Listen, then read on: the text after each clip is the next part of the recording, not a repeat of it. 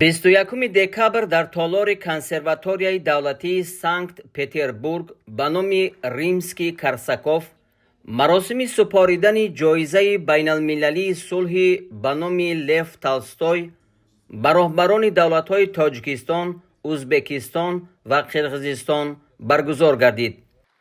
дар вазъияти тантанавӣ ба президенти ҷумҳурии Тоҷикистон, пешвои миллат муҳтарам Эмомалӣ Раҳмон ва ба роҳбарони давлатҳои Узбекистон ва Қирғизистон ҷоизаи байналмилалии сулҳи ба номи Лев Толстой супорида шуд.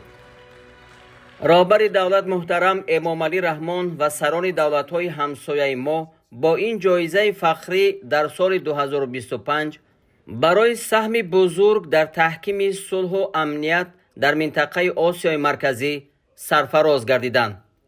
ёдовар мешавем, ки 31 марти соли 2025 дар нишасти сарони Тоҷикистон, Қирғизистон ва Узбекистон дар шаҳри Хуҷанд созишномаи таърихӣ дар хусуси сарҳадҳои се давлат ва эъломияи Хуҷанд доирбадӯстии абадӣ ба имзо расида, масоили сарҳадии миёни се давлати ҳамсоя ҳалли ниҳоии худро пайдо намуданд.